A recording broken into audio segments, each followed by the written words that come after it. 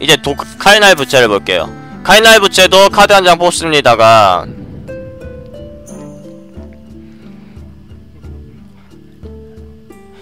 픽 아레나 연습이 90점 이상이시면은 잘하시는 거예요. 제가 저번에 방송에서 한번 해봤는데 96점 나왔어. 저는 솔직히 100점 줘야 된다고 보는데 뭐 아레나 주장으로는 96점이라고 하니까 그게 무슨 말이냐면은 아레나 점수가 다는 아니에요. 아레나보다 내가 더 잘 집어버렸으면은 그 점수는 무의미한 거야.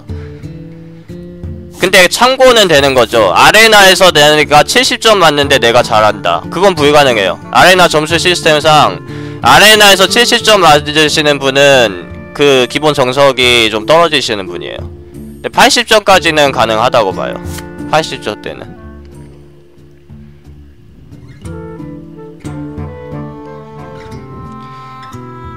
지금 너무 밀렸는데 제가? 환장하겠네. 게임을 할 수가 없어. 이 설명만 하다가 오늘 방송해야 될 것 같아. 아레나 밸류가 있어요. 요게 연습 모드로 지금 저는 되어있는 거. 스위치 노멀 모드. 노멀 모드가 무엇이냐, 그 자기가 집은 것들을 여기다가 받고 그러면 아레나가 너 뭐 잘 집었다 이렇게 점수 측정해주는 게 노멀 모드죠. 왜 이거 끊기지? 아, 이게 아래로 너무 짧아가지고. 여기서 스위치 요거 연습 모드로 하면은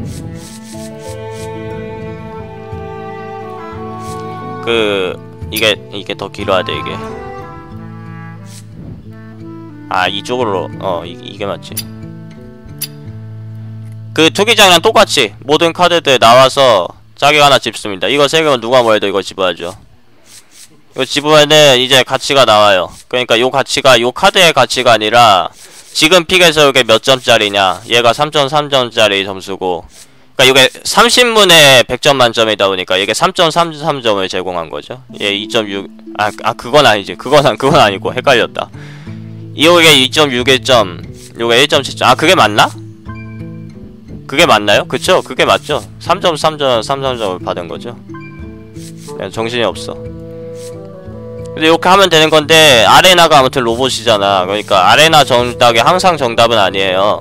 근데 이 평가 기준이 어느정도 정석에 근거해서 만들어진 거기 때문에 불기둥을 가령 대장장이보다 낮게 측정을 안 하거든요. 그래서 아레나 점수가 70점대가 나오시는 분은 정석을 모르시는 분이라고 간주하는 게 맞아요. 근데 아레나 점수를 90점대를 맞아요 라고 한다고 그게 뭐 그렇게까지 나는 90점짜리 실력이다 라는 건 아니죠. 아레나가 전세계에서 투기장 제일 잘하는 사람이 아니니까. 요건 넘어가고,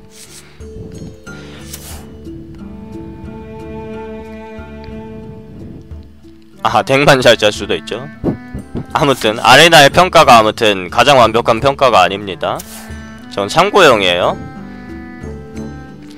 카이날 부채도 드로우가 붙어있기 때문에 이게 무지 좋은 카드냐 무지 좋지 않은 카드냐 이게 아니에요. 그래서 지금 듀크님이 드로우는 몇 장까지 집냐, 얼마나 집어야 하면 그렇게 하시는데, 드로우를 몇 장을 집는 거는 이거는 이제 맨날 듣는 분들은 질리실 텐데, 투기장에서 이제 망덱이냐 좋은 덱이냐 뭐 평범한 덱이냐 그 덱을 딱 만들었을 때 그 덱의 드로우가 몇 장이냐는 아무런 관계가 없습니다. 드로우가 뭐 너무 많다고 해서 망하는 것도 아니고 드로우가 너무 많다고 해서 좋아지는 것도 아니고, 그거는 아무런 관계가 없어요. 투기장에서 1%도 관계없어. 내 덱의 드로우가 몇 장이냐는 내가 그걸로 인해서 승패에 영향을 끼치는 게 1%도 상관이 없고, 그 좋은 카드들을 그냥 많이 집어야 돼요. 광역은 몇 장까지 되나요? 드로우는 몇 장까지 되나요? 하는데 그게 투기장 기본 정석을 이해하시지 못한 사람들 입에서 나오는 말이지, 정석을 아시면은 광역이랑 드로우로 카드를 구분하는 게 아니라는 걸 아셔야 됩니다. 무슨 얘기냐면은 카이날 부채 얘기하면 또 불기둥으로 넘어가야 돼. 이게 광역이죠. 좋은 카드예요. 근데 불기둥이 안 들어오면은 법사가 좀 찝찝하죠. 불기둥이 무조건 들어오는 게 좋거든요. 그러면은 불기둥이 안 들어오면 광역이 없으니까 광역이 없는 대로 신비한 폭발이라도 집어야 되나? 그게 아닙니다. 이거는 영능만도 못해요. 영능보다 조금 좋은 능력인데 카드 한 장 값이죠, 마법사가. 그러니까 신비한 폭발은 보통 없는 덱이 더 좋은 덱이에요. 신비한 폭발은 진짜 어쩔 수 없을 때 어쩌다가 집는 거지, 아니면 주문 공격력 플러스 있을 때 좀 집는 거지, 되게 안 좋은 카드입니다. 근데 광역이야. 분명히 광역이야. 모든 저거 하수인에게. 그러면은 광역을 몇 장까지 집어야 된다는 이론이 제가 틀린 거를 말씀드리는 게, 불기둥이 없는 법사는 신비한 폭발을 집어야지. 이것도 광역인데. 그러니까 불기둥이 좋은 카드의 이유는 광역이어서 좋은 게 아니라 불기둥이어서 좋은 겁니다. 모든 적 하수인한테 4점이나 줘. 이게 텍스트 때문에 좋은 거지, 절대로 이게 광역이어서 좋은 게 아니에요. 그리고 모든 적 하수인한테 4점을 주면은 적 2명만 죽여도 나는 카드 한 장 썼는데 카드 2장 끊었죠. 적 3명 죽이는 경우 많죠, 불기둥으로. 그럼 카드 3장 끊었어요. 나는 카드 한 장 썼는데. 그거를 믿고 불기둥을 집는 거지, 광역이어서 집는 게 아니에요. 마찬가지로 드로우가 투기전선 제일 중요하다. 핸드 말라서 안 돼. 후반에는 핸드가 너희가 마르니까 드로우를 많이 집어라, 그러시는 분들이 있어. 그러면은 불기둥이랑 신비한 지능 나오면은 신비한 지능 집어야지. 요거는 카드를 2장 뽑는데, 요거는 카드 안 뽑죠. 이거는 드로우 카드가 좋은 카드, 드로우 카드가 중요하다, 드로우가 중요하다라는 이론이 완전히 잘못됐다라는 걸 제가 설명드리는 게, 요거 카드 2장 뽑는 거 결국 1장 뽑는 거죠. 근데 몇 장 뽑냐가 문제가 아니라 3코스트나 썼는데 필드의 영향력이 아무것도 없어요. 불기둥으로 상대 하수 3명 끊는 게 훨씬 카드 이득을 보는 거지, 요거 새로 뽑아도 어차피 코스트 지불해서 그 뽑은 카드를 또 써야 되는 거고, 내가 이기는 게임이나 내가 지는 게임 보면은 지는 플레이어들은 핸드가 꼭 남아있습니다. 핸드가 다 떨어져서 지는 경우도 있는데, 그것보다 더 많은 경우는 핸드에 있는 카드를 다 못 써서 지는 경우예요. 그러면 너무 많이 뽑아서 그 사람이 망한 거냐? 그게 아니라 필드 영향력이 약했기 때문에 결국 코스트에는 한계가 있고, 자기가 뽑은 카드들을 다 사용하지도 못했다는 얘기이기 때문에, 이 카드를 2장 뽑는다는 것이 실질적으로 나한테 얼만큼의 그 도움을 주는가, 필드에 도움 준 것만은 못해요.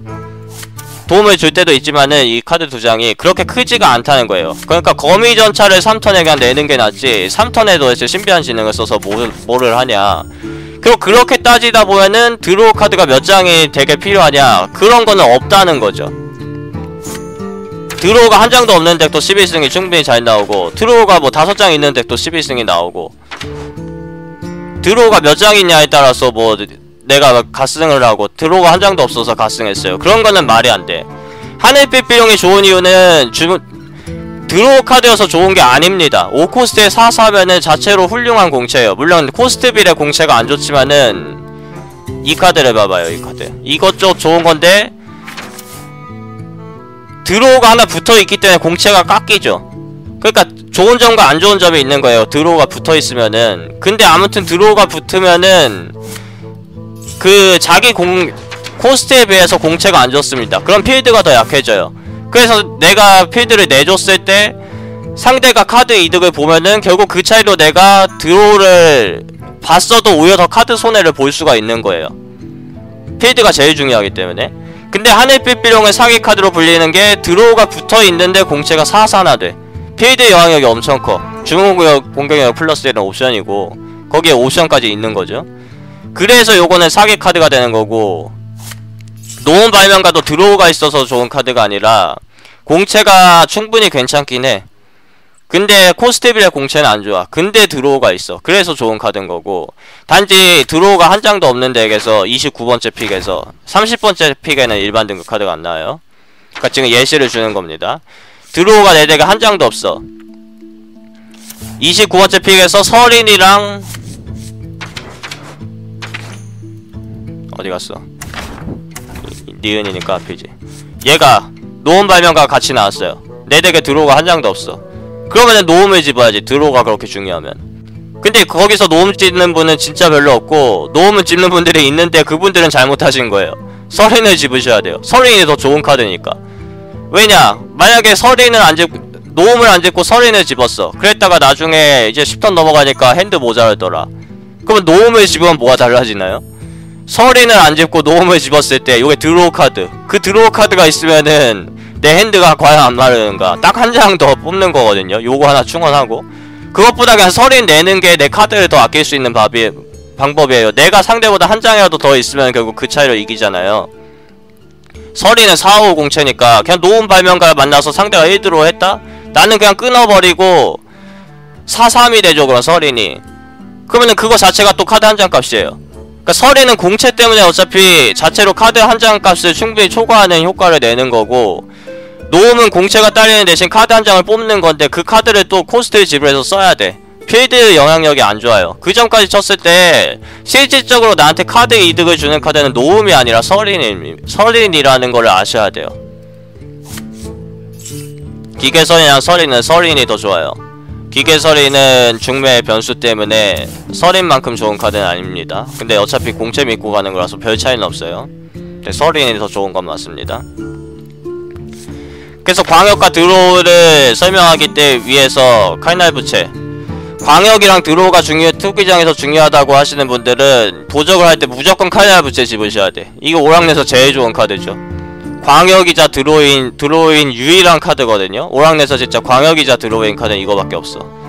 그러니까 그 이론을 주장을 하시는 분들은 이거를 반드시 1픽으로 집으셔야 되고, 이제 잘 모르시는 분들, 그러니까 긴가민가 하시는 분들, 저도 긴가민가 했을 때가 있어요. 이 카드에 대해서. 이 카드가 완전 개쓰레기인가 아니면은 꽤 쓸만한 카드인가, 그게 되게 애매하긴 해요. 코스트 비례해서 능력이 되게 약한데 그래도 1드로우가 붙어있으니까 이거는 딱 그거랑 그거의 사이라고 보셔야 돼요. 쓰레기와 좋은 카드의 사이. 그러니까 도칼과 마찬가지로 있으면 있구나 없으면 없구나고 마찬가지인데, 그래도 도칼이랑 칼부 나오면은 뭐를 집으셔야 되냐고 아까 어떤 분이 하셨는데, 보통 칼부입니다. 거의 모든 때 칼부예요. 왜냐면은 도칼이 칼부보다 그만큼 안 좋아서는 절대 아니고요. 장단점이 있어요. 심지어 도칼은 영웅식들이 들어가는데 칼부는 안 들어가죠. 근데 도칼이 필요한 타이밍엔 칼부를 써도 돼. 솔직히 2턴 이후에는 도칼이 필요한 타이밍엔 칼부를 써도 돼요. 1코스트 차이죠. 근데 2턴에 도칼이 필요한 타이밍은 거의 없어요. 왜냐면은 2턴에는 영능만 써도 1점이 되겠죠. 2턴에 심지어 핸드에 도칼이 있어도 1점만 필요하면 영능 쓰는 게 낫습니다. 도칼은 나중에 영능에 더해서 2점이라든지 그런 게 되기 때문에 2턴에 상대의 오염된 놈을 죽이겠다, 도칼로 죽이고 1드로 보는 게 아니라 영능으로 잡는 게 나아요. 만약에 3턴에 낼 하수가 없으면 하수 찾기 위해서 도칼 쓰는 거 가능한데, 영능으로 잡으면 이득인 게 나중에 0코스트로 1점을 또 쓸 수 있잖아. 도적 영능이라서. 심지어 법사 영능도 아니고, 법사 영능이었으면 도칼을 쓰셔도 되는데 도적 영능은 미리 껴놓으면 나중에 한 발 더 쓸 수 있기 때문에 2턴에 도칼이 핸드에 있어도 1점이 필요할 땐 보통 영능을 씁니다. 때문에 칼날 부채 대신 도칼이 있어서 내가 이득을 보는 상황은 사실상 없어요. 이게 영웅 직딜에 들어가야 되는 경우 말고는 사실상 없어요. 반면에 도칼 대신 칼부가 있을 때 이득을 볼 수 있는 상황은 있습니다. 아까 저 성기사전 했을 때 병력 소집 만났을 때 칼날 부채 썼죠. 이건 아무튼 여러 명한테 주기 때문에, 그러니까 요거는 1점을 다수한테 주니까 정확히 몇 점을 주는지도 알 수 없어요. 상황마다 달라요. 도칼은 어떻게 해도 한 명한테 1점을 주죠. 칼부는 영웅한테 안 들어가긴 하지만은 영웅피는 어차피 뒷전이야. 카드 교환이 제일 먼저기 때문에 모든 정화수한테 1점 준다는 게 결국 도칼에 비해서는 딱히 손해가 없는 카드라고 보시는 게 맞아요. 심지어 주문 공격력 플러스 1일 카드들이 되게 좀 들어오면은 도칼이나 칼부의 가치가 올라가는데, 그럴 때도 칼부가 더 좋죠. 2점을 한 명한테 주는 것보다 1코스트 더 써서 2점을 여러 명한테 주는 게 훨씬 좋죠. 그래서 칼부는 도칼보다 같이 나오면은 보통 무조건 칼부를 픽하셔야 되고, 단지 칼부도 도칼도 별로 필요 없는 카드들이다.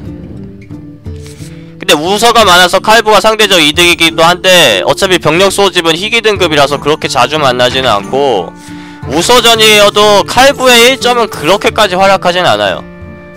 영능이 우서가 한 3-4개가 쌓여있다, 그거는 유저에 좀 과실이 있는 거야. 그러니까 병력 소집을 안 쓴 우서가 영능이 그렇게 사라져 있다는 거는 이미 게임이 기울어질 대로 기울어졌다는 얘기이기 때문에, 칼부가 우서 영능한테 좋은 건 사실이지만은 뭐 아주 하드 카운터 그 정도는 전혀 아니에요. 그러니까 우서전에서 칼날 부채 있는 도적보다 우서전에서 서리밤 서린이 가지고 있는 도적이 더 무섭다는 걸 아셔야 돼요. 네, 첨보버 깰 때도 괜찮죠. 근데 첨보버 깰 때 괜찮고, 은신을 잡든 뭐 첨보를 빼든 그냥 서린을 그냥 내는 게 더 좋습니다. 여긴 투기장이기 때문에. 그러니까 카드를 평가할 때 그 기준을 아셔야 돼요.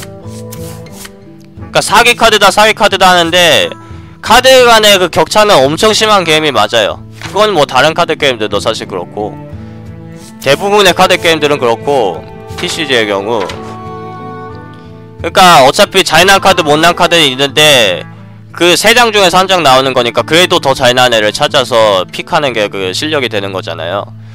그러니까 칼부나 도칼이나 다 저마다의 능력 이득들을 충분히 볼 수 있는 카드들이지만은 이 카드들보다 좋은 카드들이 너무나 많다는 거죠, 이 게임은. 그래서 좋은 카드로 안 보는 거고, 단지 드로우와 요 광역이나 이런 것들에 대한 개념에 대해서 잡아 놓으셔야지 투기장 고슴 평균 그 승수를 올리는 데 도움이 됩니다. 그러니까 투기장 들어갔다가 나왔다 하면서 골드를 벌으실 의향이 있으신 분들은 이런 이론을 아셔야 돼요.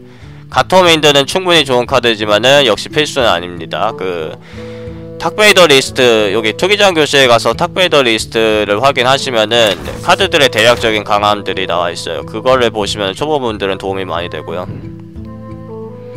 1코어 수인이나 2코어 수인 어느정도 잡는 게 적당한가요? 예, 그러니까 1코어나 2코어 수인은 그 말씀하신 대로예요. 너무 많이 집으면은 후반에 상대가 돌주어 오고 낼 때 나는 그 붉은 늪지 레터 내고 영능 쓰고 종료. 그러면 집니다. 너무 안 집으면은 나는 서린이랑 막 드워프랑 뭐 오우거랑 다 있는 덱이야. 근데 상대는 2턴부터 하수 2코, 3코, 4코 이렇게 내는데 나는 기다렸다가 영능만 쓰다가 4코에 서린 딱 나와. 그러면 그 판은 또 내가 100% 집니다. 그 판은 내가 90% 이상은 져요. 그러니까 저코스트 하수인들은 충분히 중요한데 그게 몇 장이 중요하냐, 몇 장 정도가 적당한가, 그거를 정의하기는 사실 상당히 어려워요. 그거를 정의하는 거는 왜냐면은 내 덱의 마나 커브 비율이나 내 덱의 주문 개수나 내 직업이나 그것들이 일정하지가 않잖아요. 그걸 내가 원한다고 딱 할 수 있는 것도 아니고, 그래서 2코나 3코가 2코나 1코나 3코나 이런게 몇 장이 적당하다를 사실은 저는 정의를 안 내립니다. 단지 초보분들이 그건 너무 갑갑하잖아. 그래서 어느정도 편의를 위해서 정의를 내리는 게 2코는 4장이 베스트라고 봐요. 4장이나 5장. 그리고 3장까지는 마지노선이고 2코 화수가 2장일 경우에는 그 덱은 조금 어려워요. 그리고 2코가 6장부터는 기분이 좀 안 좋습니다. 이거 2코가 7장은 정도 이상 많은 거고 2코가 8장인 거부터는 망때릴 가능성이 있어요. 근데 이것도 가능성이지 되게 유형에 따라서는 달라요. 하수인만이고 주문의 경우는 제가 말씀해 드릴게요. 그 마나커브를 계산할 때 보통 주문은 빼셔야 돼요. 무슨 얘기냐면은 혼절시키기를 2턴에 쓰는 경우는 흔하지 않잖아요. 뭐 드루이드 만나지 않는 한. 그러니까 혼절시키기는 2코스트지만은 요거를 내 덱에 있다고 해서 마나커브 2코에 포함시켜버리면은 오히려 손해를 봐요. 그래서 주문은 마나커브에 빼시는 게 맞고, 그러니까 주술사 어딨지? 요게 분명히 3코스트라고 써져있는데 번개폭풍을 3코에 쓰는 경우는 거의 없거든요. 컨스가 그나마 있지, 위니덱 상대로. 투기장은 번개폭풍을 3턴에 쓰는 경우는 거의 없잖아요. 근데 마나커브를 고려하는 거는 3코스트에 내가 3코 카드를 쓸만한 게 얼만큼 있는가를, 그런 확률을 계산하기 위해서 고려하는 건데, 번개폭풍은 어차피 3턴에 쓰는 카드가 아니라 몇 턴에 쓰게 될지 몰라요, 실전에서. 때문에 이런 카드들은 마나커브에 뺍니다. 근데 강화철퇴는 3턴에 쓰는 게 베스트죠. 거미전차에서부터 고통의 수행사제까지 이 모든 카드들이 3코스트 하수인인데 3턴에 나가는 게 베스트입니다. 거미전차가 4턴에 나가는 거는 손해죠. 거미전차는 3코스트에 적당한 공채를 가지고 있기 때문에 4턴에는 서린이 나갈 시간이기 때문에 조금 모자란 4코가 해도 거미전차보다 좋죠, 보통. 심지어 실버문 소음만 해도 4턴 기준이면 거미전차보다 좋습니다. 앙앙이가 조금 애매하긴 한데 앙앙이도 거미전차보다 보통 좋아요. 4코스트니까. 그래서 각 하수들은 자기 코스트에 나가는 게 베스트이기 때문에 마나커브에 치고, 주문은 자기 코스트에 이렇게 사술, 번개폭풍, 자기 코스트에 나가는 게 베스트가 아닌 경우들의 카드들이 있어요. 그래서 주문들은 그냥 마나커브에 계산할 때 계산을 빼버리라고 저는 말씀을 드리는데, 강화철퇴 같은 무기 카드들은 또 예외인 게 3턴에 써도 충분합니다. 남의 거 하나 끊을 수 있으니까. 오히려 요거 10턴에 쓰려고 픽하는 카드는 아니잖아요. 그래서 무기는 보통 또 커브에 넣고 계산하고, 이렇게 2턴부터 활용해도 문제가 없는 카드들, 얼음화살 이런 카드들은 만화 커브에 포함하세요. 그러니까 왜냐면은 2턴의 법사가 2코 하수가 없으면은 영능 쓰면 손해다. 근데 상대가 하수 냈을 때 얼음화살로 제거하면은 마찬가지거든요. 1대1 교환. 그러니까 꽁꽁 로봇이 있으면 내면 되는데, 상대가 꽁꽁 로봇 냈는데 나는 화작밖에 못 내. 그때 얼음화살 내면 어차피 1대1 교환이잖아요. 그러니까 얼음화살 같이 2턴에 써도 무리 없는 카드들은 2코스트 카드로 계산을 합니다.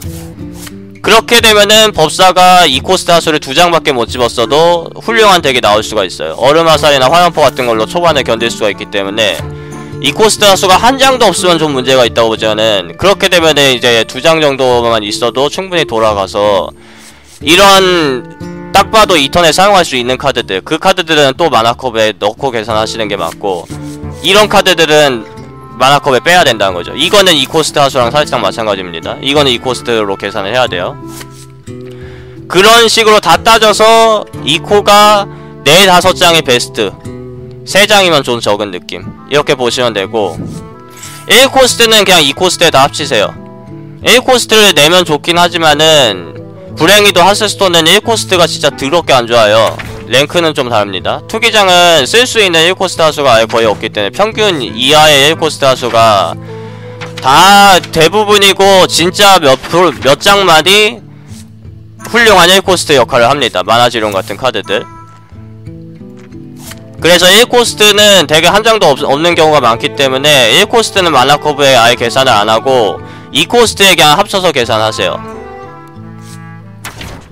그러니까 이런거 침투형 같은 몇몇 카드들 말고 1코는 대부분 내 덱에 없는 게 낫고, 도럼니 멧돼지가 내 덱에 들어왔을 때 1턴에 쓰는 게 얘는 베스트죠. 공채가 워낙 형편없으니까 1턴에 쓰는 게 베스트인데도 영능에 잡힌다든지 어그로가 약하다든지, 그것도 오히려 상대 입장에서 고마운 경우들이 있어요. 내가 1, 2, 3, 4 이렇게 계속 하수 연달아 내지 않는 한 결국 어중이 떠중이 하다가 카드 한 장 값도 못하고 그냥 죽습니다. 그러니까 이런 카드들은 대부분 지불은 안되기 때문에 1코스트는 만화커브를 계산을 안하는 거예요. 그 3코스트도 마찬가지고, 3코스트의 경우는 한 4, 5장? 역시 4, 5장이 베스트라고 보는데, 그 만화커브를 고려할 때 그러니까 이런 것들을, 이 방법을 아시고 실전에 연습 많이 하시고 뭐 방송을 보아도 도움이 되고, 그런 점들을 복합적으로 하시면은 이제 커브는 좀 구성하실 수 있을 것 같고, 신비한 지능이나 얼음의 오리 같은 거는 3코스트 카드로 간주를 안합니다.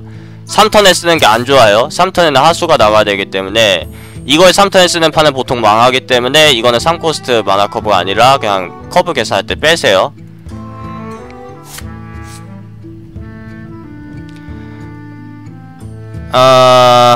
용의 마법사 한정이요? 좋진 않고 안 좋진 않다. 그나마 요거 쓰는 걸 쓸 수 있는 직업은 마법사고, 아니면 전사가 어서 이래라.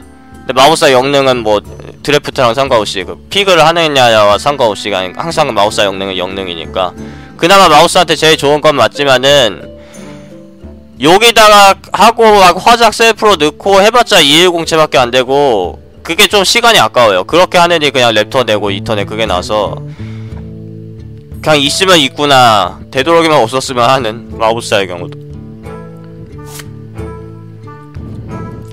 지혜의 축복은 저번 성기사 방송 보시면 될 것 같은데, 저번에 제가 설명을 드렸거든요. 지혜의 축복 요거는 랩터보다 조금 못한 카드, 그 2코스트 3, 2공채 하수보다 조금 못한 카드, 닥베이더 리스트 같은 데서도 그렇게 분류를 해놓는데, 역시 덱에 있으면 있구나 없으면 없구나 하고 마는 겁니다. 왜냐면은 요게 드로우를 가끔 많이 할 때가 있어서 무지 좋지 않나 생각하시는 분들이 있는데, 요게 드로우를 많이 한 판은 어차피 내가 이긴 판이에요. 그러니까 가령 랩터한테 걸고 랩터가 카드를 3장 뽑았는데 살았고 4장 뽑았는데 또 살았어. 그거는 상대가 게임을 이상하게 하고 있다는 거기 때문에, 요게 질풍 없이 드로우를 많이 했다는 거는 결국 상대가 수비가 허술했다는 거고, 그 하수를 잡을 수도 없다는 거잖아, 상대 상황이. 그러니까 그거는 지추 캐리 각이 아니라 그거랑 관계없이 그냥 내가 이길 판이에요.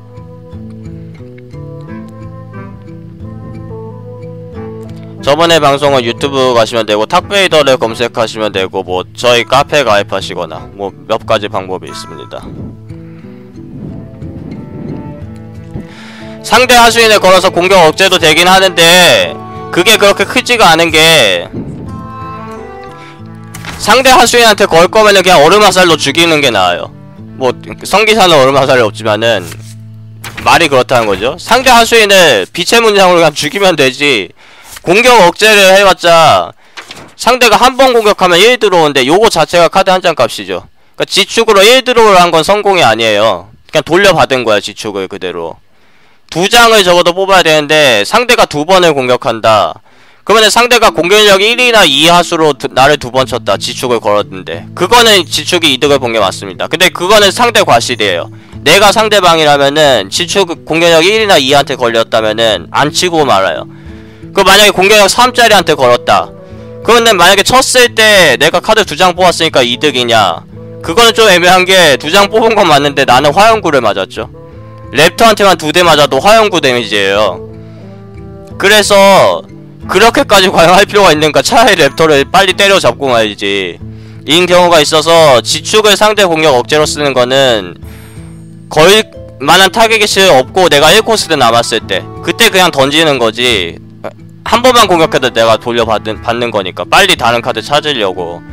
그냥 임시 방편을 하는 거지. 그거는 절대로 지축이 훌륭한 이유가 될 수는 없습니다. 공격력 4부터는 끔찍하죠. 공격력 춤추는 거만 만났다고 지축 걸어주면은 상대 입장에서 고맙습니다. 춤추는 검이 3대 치면 12점이죠. 그러니까 필드 영향이 아무것도 없다는 거. 신비한 지능을 제가 그렇게 좋은 카드가 아니라고 말씀드리는 이유도 내가 무려 3코스트나 썼는데 필드의 이득은 1%도 못 봤어. 핸드의 이득은 봤는데 필드의 이득을 못 봤어요. 근데 필드가 제일 중요해요. 그 다음이 핸드고 그 다음에 영웅의 체력. 근데 내가 3코스트에다가 카드 한 장 썼는데 필드에 아무런 도움을 못 줬죠. 마찬가지로 지축을 상대한테 걸었을 때 나한테 핸드의 이득은 볼 수 있을지 모르나 필드에는 아무런 이득이 없어요. 상대가 그냥 가만히 있고 나중에 필요할 때 교환으로 써도 되겠죠. 상대가 정 카드 주기 싫다면은 가만히 있다가 나중에 내 거 하나에다 부딪히면서 나한테 1드로우를 줬다. 그래봤자 지축 자체가 카드 한 장이니까. 그리고 상대 거 죽었으면은 결국은 아무것도 아닌 걸로 쓴 거예요. 그나마 아무것도 아닌 걸로 쓴 게 카드는 무조건 한 장은 돌려받았다면은 눈에 눈 같은 것보단 좋은 거니까. 얘는 카드를 돌려받지 못하잖아요. 그래서 지축이 충분히 좋은 카드로 평가를 받으나 랩터 같은 계열보다 조금 아래라는 거죠. 2코스트 3위 하수보다. 왜냐면 이제 2턴에 랩터가 있으면은 기분이 엄청 좋아요. 필드에 그냥 랩터 내면 되죠. 안 그러면 영능 써야 되는데. 근데 지축은 1턴에 들고 해봤자 걸기 전까지 쓰지도 못해. 이제 이거 끝났고 이제 또 뭐 있었죠? 마법사가 왜 센 직업인가? 투기장에서 센 직업에 대해서 기준은 이제 이러한 설명을 토대로 그러니까 각 카드들을 이제 우리가 다 평가를 하잖아요. 결국 투기장에서 직업 차이는 그거밖에 없어요. 일러스트랑 일단 성우가 다르죠. 그래서 뭐 그 성우분들 이제 관심 있으신 분들 이제 특정 직업 하시면 되겠고 일러스트랑 성우가 다른데 그거는 아무 상관이 없는 거고 영능인 모든 애들이 다르고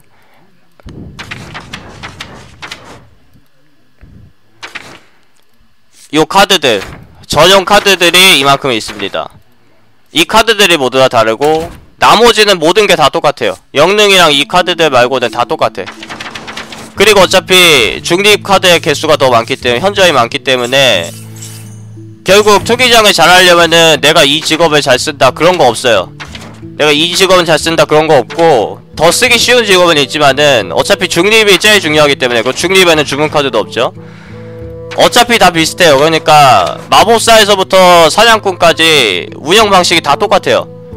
뭐 사냥꾼은 명치를 뭐 쳐야지 그런 거 없고 그러니까 세분화 시키면 운영 방식에 좀 차이가 있는데 운영 방식이 모든 직업이 다 똑같습니다. 전사부터 드루이드까지 모든 직업이 다 똑같고 결국 거기서 이제 차별점에서 우열을 가리는 건데 어떤 직업이 더 좋은 직업이냐를 가리는 거는 불행히도 그 직업 카드들의 성능에 차이가 많습니다.